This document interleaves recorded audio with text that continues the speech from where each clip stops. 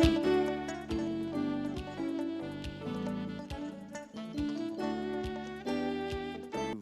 or Sport Utility Velocity, is the newest addition to our fleet, offering an entry-level four-place experimental aircraft. The SUV has several design features differentiating it from the rest of the Velocity line. First, the SUV features one gull-wing entry door on the pilot's side instead of the standard Velocity's two gull-wing doors. The other major difference is the use of dual control yokes instead of the center-mounted control stick found on the other Velocities. The SUV also only uses a fixed gear. We've seen and flown the Velocity XL. Now let's take a ride in the sporty Velocity SUV. Being a lighter, less complicated Velocity, the SUV offers the pilot a snappy, maneuverable aircraft with no compromises on speed, comfort, and safety. How the pedals work, the first half of travel in the pedal is rudder, second half of travel is both rudder and brake. So you can see here, I can actually get the velocity to turn within its own wingspan. So with a little bit of practice, you can get in and out of tighter areas than you can with a regular steerable nose wheel. All right, power's coming in.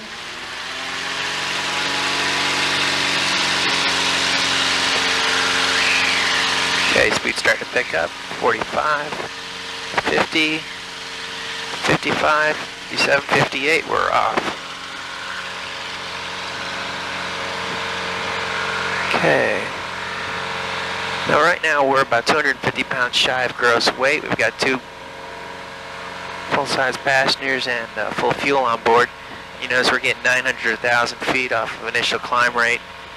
And as we get established here, you'll see that come on up to about 1,400 feet per minute. First what we're going to do is we're going to do a little slow flight. I'll show you the closest thing the Velocity can get to a stall, since we're already slow from climbing. What I'll do is I'll pull the power back here, get us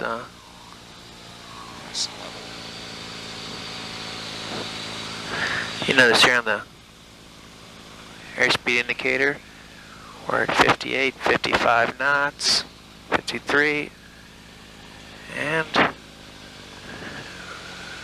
I feel a little oil canning here. What you got here is in the SUV, since we have now installed the vortex generators, we actually have increased the effectiveness of our elevator, and what it's done is it doesn't allow us to get all the way to pitch buck. It gets us right to before pitch buck, and then it goes into this little shake that you see right here. And you're now got the wheel almost all the way back? Wheel is all the way back. I've got it. It's full back. We're not pitching up and falling through like a normal aircraft would. No, no. You'll notice here also that I can... You can actually turn? Turn the airplane while we're doing this.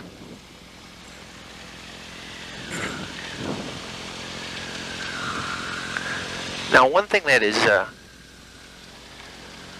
that all the canards hold in common is that when you add power in what would be our stalled condition, you notice if you look at the vertical speed indicator there, so we go from a nice rate of descent to climb. I still have this yoke, it's full back. Okay, and now we're climbing. Now we're still at the stall condition. I still have my yoke full back. And you'll notice we'll go to 1,400 feet per minute, then it'll drop down to about 600 feet per minute, then it'll go back up to 1,400 feet per minute. And that yoke's all the way back? This yoke is all the way back. It's not going any further back. Holy mackerel.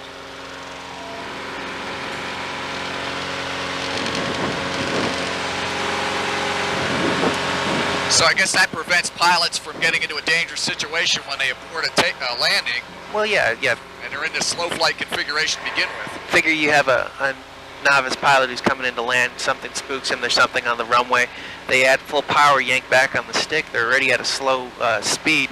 They're not going to stall and possibly go into a dangerous spin at a low altitude. What they're going to do is, as you see here, they're going to climb. And we climb very well in the closest we can get to a stall condition, a lot better than what you'll find in certified airplanes with a similar size power plant. Now the airplane at slow flight cruise as well as fast cruise is a very much a hands-off airplane. Hands off, I see. Yeah, you do not need to always have your hand on the yoke. As you see here, we fly nice and straight. You get the airplane established in a turn, and you can take your hands off the controls, and it'll continue to stay in the turn you have established. And we've been doing this. This is more simulated speed for, say, an approach into landing. So you can see where we pretty much really reduced the pilot's workload. Okay, we're going to do a quick little turn here to the right. Ready? Yes. Okay. Now, was that without the rudder? That was with rudder.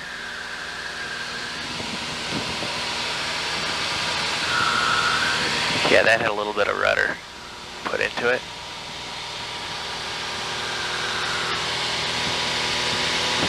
And we'll zip right back into a left-hand turn. So it's very snappy.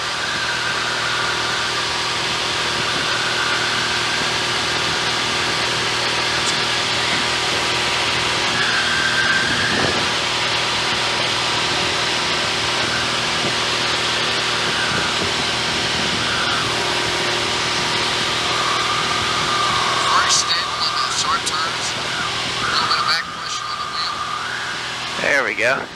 Little bump was hitting our own little wake as we came around there. Probably hit our own wake, right? That was a good 1.5 G turn. Felt a little more than that though, didn't it?